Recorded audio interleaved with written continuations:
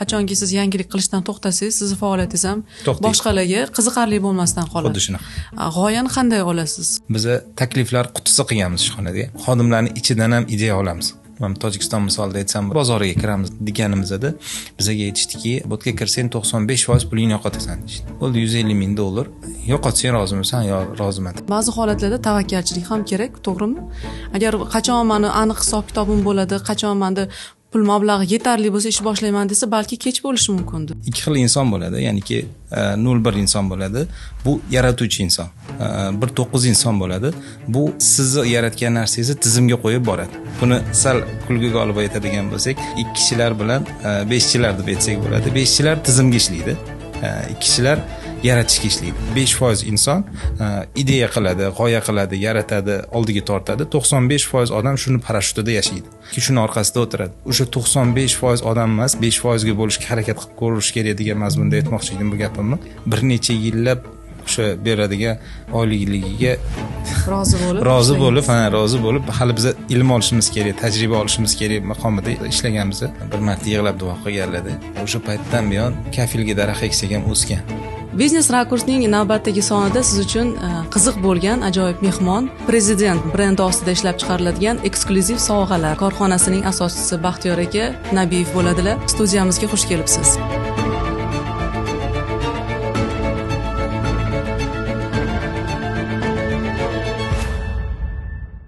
Assalomu alaykum aziz kuzatuvchilar.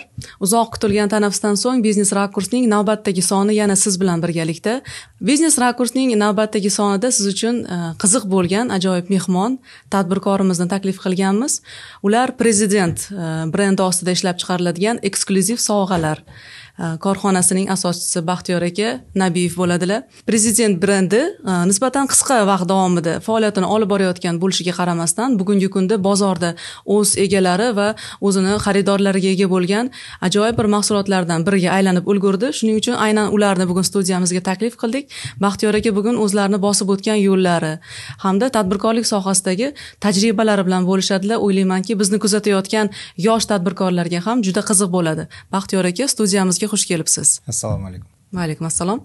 Avvalo vaqtingizni ajratib kelganingiz uchun katta minnatdorchilik bildiramiz. Chunki tadbirkorlik baribir bilamiz, har bitta daqiqa juda qimmat, ishlaringiz ko'p. Shunday bo'lsa-da kelganingiz uchun rahmat. Taklif uchun rahmat. Rahmat.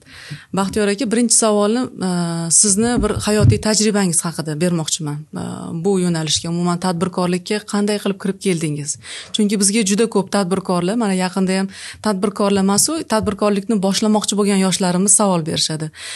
Tadbirkorlik qilmoqchiman, g'oya qanday keladi, qayerdan boshlanadi o'sha boshlanish nuqtasi? Sizni hayotingizda bu qanaqa boshlangan? Tajribamizga keladigan bo'lsak, biz ustoz shogird maqomida boshlaganmiz.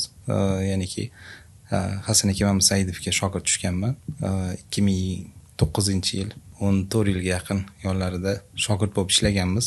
Tajribalarimizni shu yerda yig'ganmiz. Shu yerda yig'ilgan tajribalarimizdan kelib chiqib, alohida o'zimiz duolarni olib, bismillah deb boshlaganmiz. Prezident Business Gifts'da shunda sherigim bor. Ya'niki ular bilan tijoratimizni boshlaganmiz.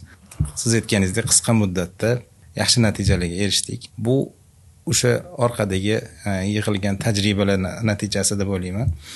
Keyin prezidentimizni tadbirkorlik kuni qilganlarida juda ham bir ruhlanib ketgandim. O'shanda men ham tadbirkorligimni boshlagim kelib ketgandi. Juda ko'p imkoniyatlar berilgandi. O'sha faoliyatingiz bilan tanishayotganda hattoki xayolimga keldiki, Baxtiyor aka yangi O'zbekiston tadbirkori ekan. Chunki siz aynan sizni tadbirkorlik faoliyatini boshlashingiz mana shu O'zbekistondagi tadbirkorlikni rivojlantirish borasidagi islohotlar davriga to'g'ri kelibdi. Shu islohotlarni o'zingiz boshingizdan kechiryapsiz-da. Bu biz uchun keng imkoniyat deb o'ylayman. Bundan prosta foydalanish kerak.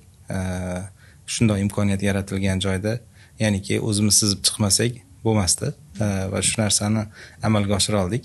Buning uchun yurtboshimizga kattakon rahmat aytamiz. Yaratayotgan mahsulotlarimizni bu hobbim desam bo'ladi. 17 yildan buyon shu sohaning ichida bo'lsam, 14 yil bo'yiga shogird bo'lib ishlaganmiz.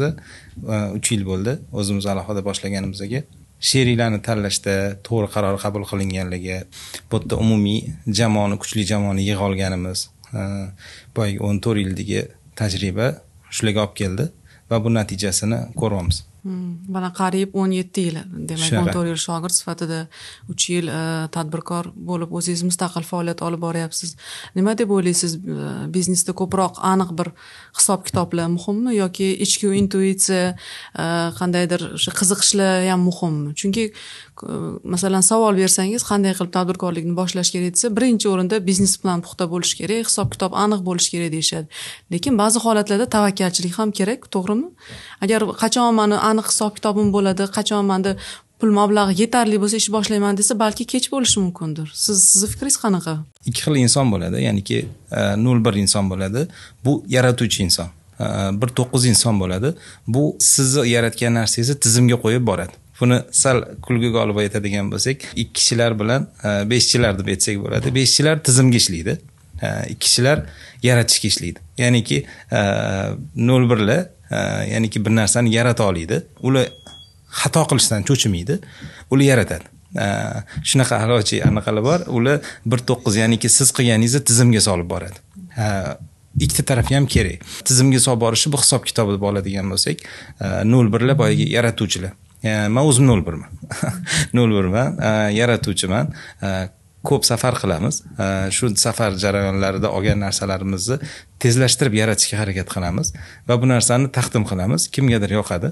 Yoqgan narsalarimiz shu natijalarga erishtirdi. Bu kuchli jamoani yig'a olganimiz deb o'ylayman. Jamoada qiymati baland xodimlar ham bordi. Qanaqa yiqqansiz shunaqa jamoani? Mana o'zingiz ham shogird bo'lgan ekansiz bir vaqtlar. O'zingiz yon atrofingizda siz bilan oldin ishlagan hamkasblarmi yoki umuman noldan yaratgansizmi jamoani? Yo'q, hamkasblar deyarli yo'q. Yangi jamoa yig'ganmiz. Yangi jamoalarni tajribasi bor, tajriba orttirgan insonlarni yig'ganmiz. Kuchli xodim hech qachon anaqada o'tirmaydi. Uni prosta hunting qilish kerak deyshadi. Bu qo'polroq tuyulishi mumkin, lekin bu bor narsa. Ya'niki dunyo bozorida kuchli inson rezumesini qat'iyatda ilib qo'ymaydi. Ya'niki u insonlarni topish kerak. Siz agar biznesingiz ko'tarsa, o'zingizga jalb qilishingiz kerak, olib kelish kerak. Boyaga aytayotganimizdek qiymati baland xodimlarni foydaga sherik qilib olib kelgan xodimlarimiz ham bor. Ya'niki ular jamoani o'stirishiga katta kuch sarflashadi. Ya'niki ularni foydaligi, ularni manfaatligi foydaga bog'liq. Sizni jamoangiz o'sishiga bog'liq. Ular juda katta kuchni sizni komandangizga sarflashadi. Shunaqa jamoani yig'a olganmiz. Hozir 50 dan oshiq xodimlar ishlaydi. Misol uchun eng qimmat dizaynerlar bizda desak ham adashmasam kerak. Loyiha muvaffaqiyatli bo'lishi uchun kerak bo'lsa, shu daromadni bir qismidan kechib bo'lsa ham jamoani kuchaytirgan ekan. Xuddi shunaqa jalb qilganmiz, kuchaytirganmiz. Ko'p korxonalarda produktolog degan yo'nalish yo'q. Nima qanaqa yo'nalish? U produktolog har kuni yangi produkt yaratish bilan band. Biz qayerga borsak uni olib boramiz. Bu выставка bo'lsin, bu yangi joylar bo'lsin, bu yangi shaharlar bo'lsin, uni miyasi ochilishi kerak. Ya'niki bu davlatga biz nima bera olamiz yoki bu mahsulot yaratilishida unga g'oya kerak, unga ideya kerak. Ya'niki o'zimiz bilan birga yuradi ko'p joylarda. U produktolog. Ya'niki u har kuni yangi produkt yasaydi, yangi produkt bizga taqdim qiladi. Biz uni ko'zdan kechiramiz. Ya'niki rinokka bersa bo'ladimi, bo'lmaydimi? Shundan kelib chiqib chizadi demoqchiman. O'zimiz ham o'tirib chizamiz u narsalarni birlashib. Bu bizning hobbimiz. Hobbingiz bo'lgandan keyin bunda zerikmaysiz. Shu boyga aytayotganimdek 17 yil davrda men zerikmadim. O'zimning sohamdan zerikmadim.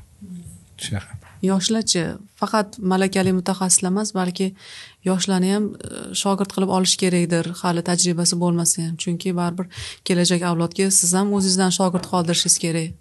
Xuddi shunaqa biz tayyormiz. Juda ko'p hozir ham shogirdlarimiz, yaqinlarimiz, ukalarimiz bor.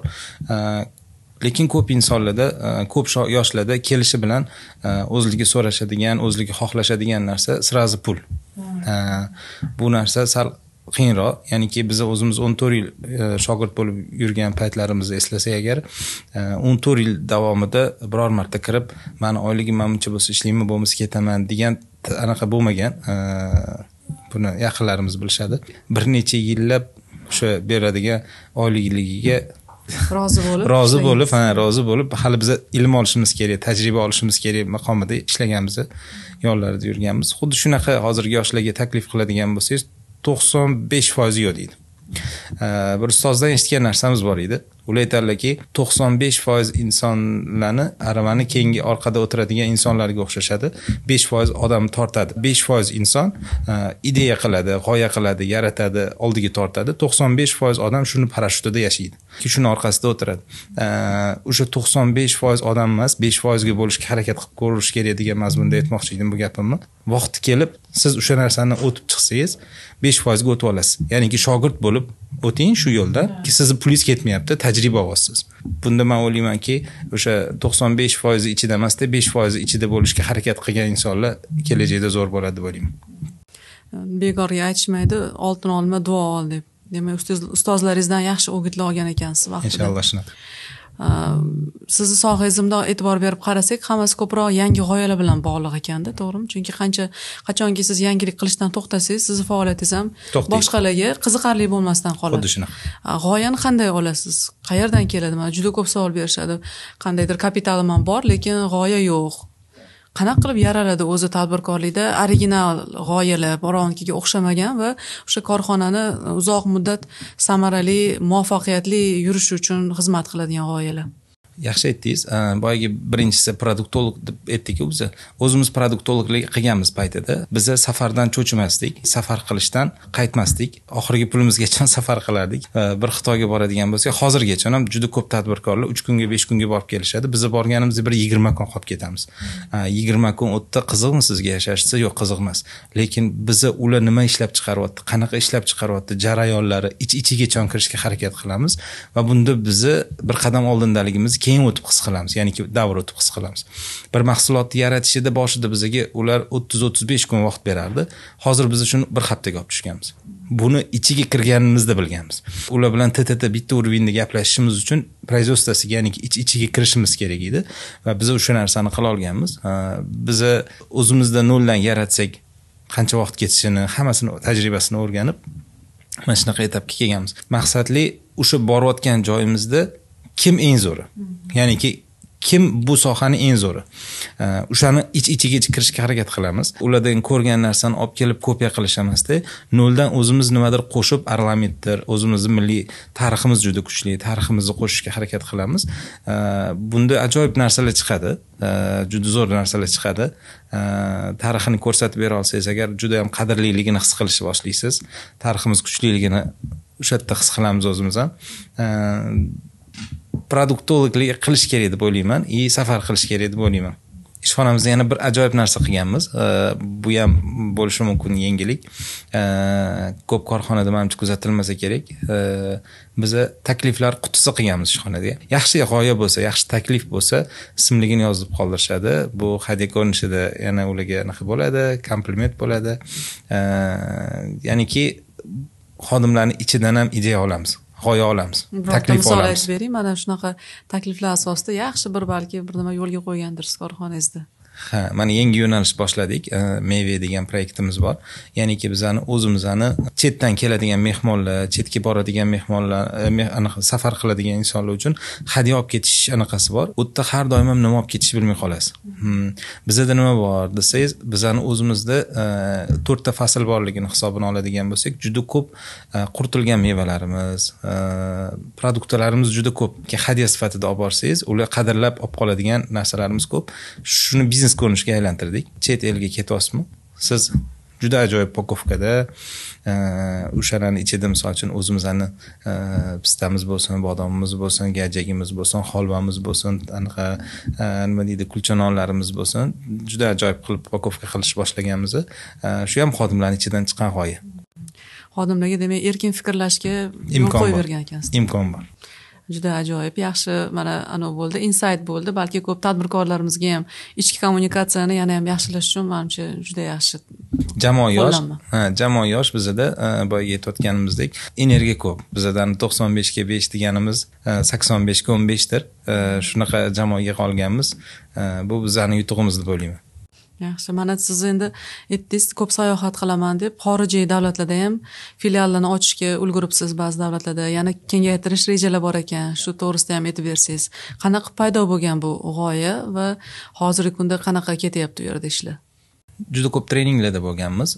Ya'ni Alisher Isayevni bozorni dollarinka deymiz, ya'niki qanchasini siz egallagansiz degan narsani berilgan edi. O'shanda o'qiganimizda ular aytganlarki, yana qanaqa qilib yangi bozor yaratish mumkin.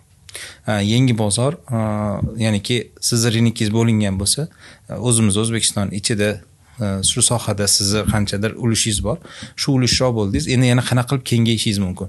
Bitta kengayadigan chastingiz, nima deydi, konkurentingizni yoki siz bilan raqobatdoshingizni dolasini egallash. Yana bitta varianti chet elga chiqib, u yoqdagi ringdagi joyni egallash.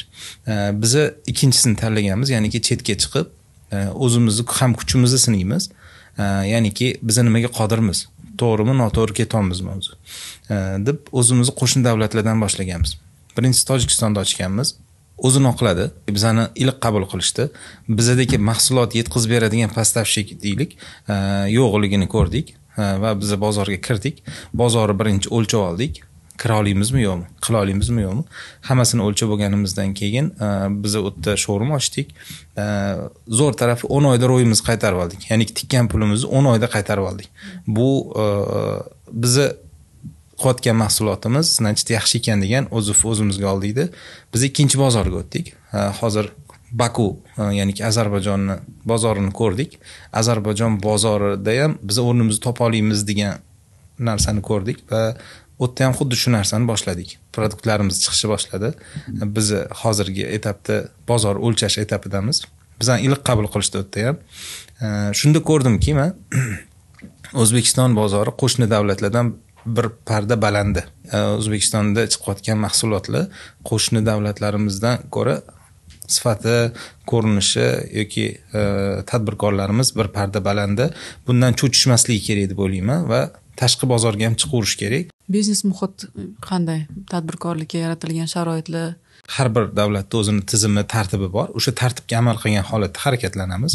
Ya'niki o'sha chek urish bordir, kassa qilish bordir yoki boshqa misollar bordir. Hammasini qilganmiz. Biz xotirjammiz. Mahsulotimiz ofitsialniy kirib boryapti. Hech qanaqa nima deydi? To'siq yo'q, taqiq yo'q. Ya'niki mahsulotimizni xohlab olishyapti. Berayotgan 2 yillik kafolatlar beramiz biz bu yoqda O'zbekistonda. U yoqda ham xuddi shu tizimni yo'lga qo'yganmiz. Shu kafolatimiz bilan, garantiyamiz bilan ishlayapmiz. Hech qanaqa taqiq bo'lgani yo'q. Yaxshi ketyapmiz. Ishlab chiqarish, masalan, yangi korxonalar ochilishi, yangi mahsulotlar, yana ham arzonroq mahsulotlar O'zbekiston bozoriga kirib kelish nuqtai nazaridan-chi? Xo'p, bu yerda yana ozgincha aniq bo'lgan bo'lardi. Mana Ozarbayjonga bordik. Biz Ozarbayjonda nima deyapti desangiz, firma ochgan, tashkilot ochgan, muammo yo'q deyapti. Ya'niki bitta taklifi nimadan iborat bo'ldiki, sizlardan keladigan firmani rahbari uchun qonun doirasida ruxsat beriladi. Bu yerda yashashiga, ochishiga, ishlashiga, faoliyat yurg'izishga hech qanaqa taqiq yo'q. Bitta taklifi ularni bizani xodimlarni ishlatasan deyapti. Siz bitta odam bilan biznes qila olasizmi? O'tda qila olmaysiz. Kamida 5 tadir, 10 tadir ishchi o'rin yaratasiz. Agar xitoylik kelib turib shu narsani qilib shu yerda qilsa, bizda ham qanaqadir shunga o'xshagan narsa bo'lsa, raqobat bo'lardi. Muammo yo'q, raqobatga tayyormiz biz. Boshqa tadbirkorlar ham tayyor bo'lsa kerak deb o'ylayman shu narsaga. O'zimizni aholimizni ishlatsa, ertaga bularda nima bo'ladi desa, bilim bo'lib qoladi. Shu bilim o'zimizda qoladi. Buni olib keta olmaydi keyin. Bizda ham shunaqa talab bor qonunchilikda. O'zbekiston fuqarolarini ishlatish shart degan. Agarda unga o'sha kasb egasi bo'lmasa, O'zbekistonda yo'q, umuman yangicha bir misol uchun uskunalarni o'rnatish bilan bog'liq yoki yangi nimadir yaratish bilan bog'liq kasb bo'lsa, ularni Xitoydan yoki umuman boshqa davlatdan jalb qilish mumkin degan.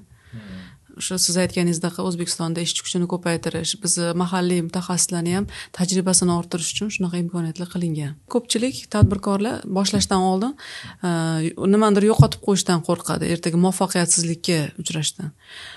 Nima deb o'ylaysiz shu narsa? Qanchalik to'g'ri? Sizda ham bo'lganmi? Mana yangi tadbirkorlik boshlaganingizda baribir qanaqadir bor sarmoyangizni tikib ish boshlaysizda.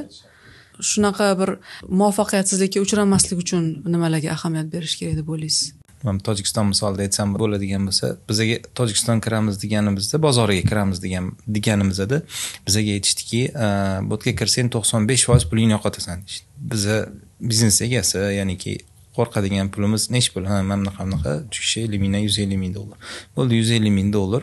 Yo'qotsan rozimisan? Yo, roziman. Tajriba olamiz. Rozimisan? Roziman. Agar o'zingiz biladigan sohaga kirayotgan bo'lsangiz, o'zingiz tanigan, biladigan ish qilayotgan bo'lsangiz, katta ehtimol bilan pul yo'qotmaysiz. Agar bilmaydigan ishga bo'lsa, men maslahat bermagan bo'lardim. Ya'niki bilmaydigan ishingizda faqatgina shogird tushishingiz kerak deb o'ylayman. Ya'niki o'sha sohada juda ko'p Hasan akam, Husan akamlar ko'p aytishadi bu narsada. Ya'niki o'sha sohaga borib shogird tushgin. Sen ko'rgin, sen xohlayotgan narsani pitsa ochmoqchiman deydi. Bor pitsaxonada ishlab ko'rgin. Sen xohlayotgan biznesmi, xohlamayotgan biznesmi? Ya'niki u sizni kelajakdagi orzungiz. Eng zo'r pitsaxonani olingda, nechta pitsaxonasi bor yoki nechta aniq uspeshniy qachon bora olgan. Siz patologiya o'sha joyga chiqasizda, undan tepasiga chiqa olmaysiz. Shuni ko'ringda. Agar bo'ldi, meni yo'lim shuni orqasini ushlayman desa, o'sha yerga borib shogird tushib boshlagan deyiladi o'zlari ham. Men ham xuddi shu maslahat bergan bo'lardim. Agar o'zligi biladigan, o'zligi qila olgan, qiladigan, o'zligi bir narsani yaratgan, sohaligiga pul tiksa, men o'ylaymanki, har doim yaxshi bo'ladi. Niyati to'g'riligi ham menimcha bir albatta. Birinchisi-ku. O'rni bor baribir. Ha, birinchisi-ku. Ota-onamizning duosi, ustozlarimizning duosi, Alloh roziligi bu birinchi o'rinda deb o'ylayman. Yaxshi. Shaxsiy rivojlanish bo'yicha nima qilasiz, Baxtiyor aka? Mana baribir tadbirkorlik juda ko'p vaqt oladi, albatta, to'g'ri, lekin qaysidir ma'noda inson o'zini rivojlantirishga ham ahamiyat berib turish kerak. Sport yoki qandaydir ilhom olish balki manbalari, hobbilaringiz bordir. Harakat qilamiz. Biznesda faqatgina ichkari kirib ketish kerak emas, biroz chalg'ish ham kerak. Sport bilan shug'ullanishingizdir. Men juda yaxshi ko'raman, ot minaman, otga borishdir. Qishda snowboardga boramiz do'stlar bilan, snowboarddir. Uni oralig'ida safarimiz juda ko'p bo'ladi. Mana yil boshidan buyon 5 ta davlatga safar qildik. Biroz charchatadi, lekin bu narsada emotsiya olamiz. Bu narsada yangi qanaqadir aniq energiya olamiz.